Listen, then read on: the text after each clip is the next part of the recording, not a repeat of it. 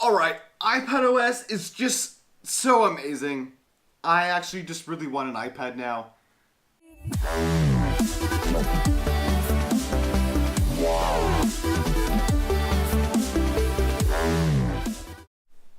Alright, here's the quick update on iPad OS. Brand new OS in 2019. It gives a redesign to the home screen a little bit. It still looks like iOS, but it's more tailored to the iPad. You have a time and all of your widgets that you would usually have if you would swipe over from the left. We always have the slide over swipe view since iOS 12, and now we can switch apps even easier with a swipe on the bottom of the widget, as well as being able to just drag it from the bar on the bottom and just pasting it there as well. You can just switch between those super easy, super simple.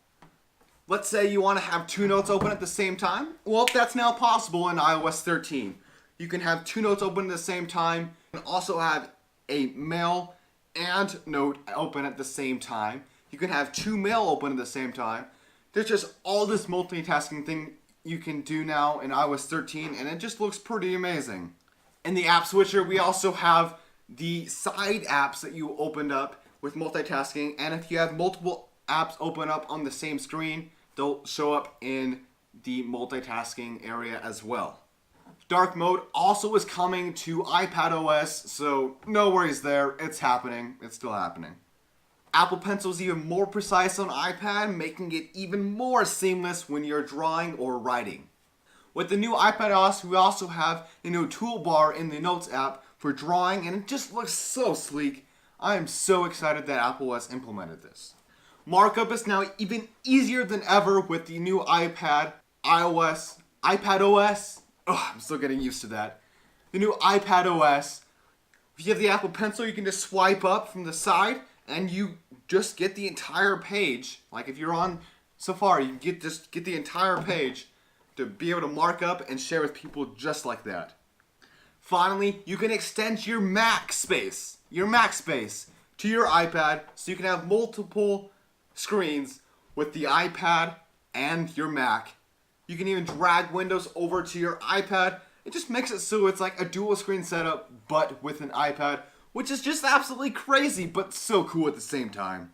There are a lot of new gestures in iPadOS that make it really easy to move text around. There's all of these 3-finger gestures that just make it super easy to copy text, paste text, and even delete text just with your fingers.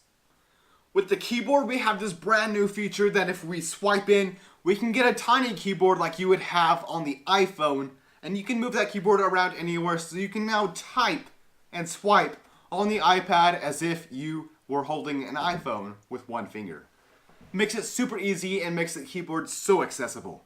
The iPad now also supports keyboard shortcuts, which makes it super easy when you're using programs that support those kind of things. Files app has gotten a totally redesign and makes it so much easier to use, and it just looks a lot better. Finally, in iPadOS, we can now plug in external things like your camera and upload footage directly to your editing software. You can also plug in a USB drive with an adapter to get to USB-C, and it just makes it super easy to move files around. It was a feature that a lot of people were looking for last year, but now it's finally in iPadOS this year. With Safari, we now can use desktop versions on the iPad, and it just looks so much better. You're not limited by what they used to make you use with iOS. Now with iPadOS, we can use desktop versions, and it would just make things so much easier. You can use docs, and you won't be limited on the information you can see. With iPadOS, we also have a dedicated downloads area section like you have on the Mac, and it's just going to be so much easier to find the downloads that you downloaded from the interwebs.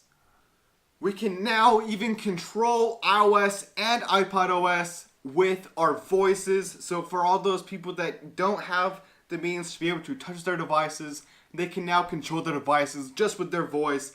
And the demo they showed is actually pretty cool, and it actually looks like it's not going to be that hard. I might even want to be using this if like my hands are dirty and I want to change somewhere in the iOS or macOS or iPadOS. It's that simple. Alright guys, that's it for iPadOS. If you liked the video, I would love it if you would give me a big like down there in the description. Actually, it's just right above the description. If you guys would like to watch the actual WWDC event, it was really cool. I actually would recommend go watching it if you don't mind spending a couple hours of your time. And I'll link that down in the description below as well. And if you guys really liked something about WWDC, share it with me down in the comments. I'd love to hear from you guys. I'll be responding to your comments. And if you guys would please subscribe to my channel right here, that would be absolutely fantastic. And go watch some of my other WWDC videos just right over here. Right in this area, it'll be a big playlist. WatchOS, iOS, the new dark mode in iOS, and the dedicated app store on WatchOS. It's really cool stuff. Go check it out. I'll see you guys in the next video.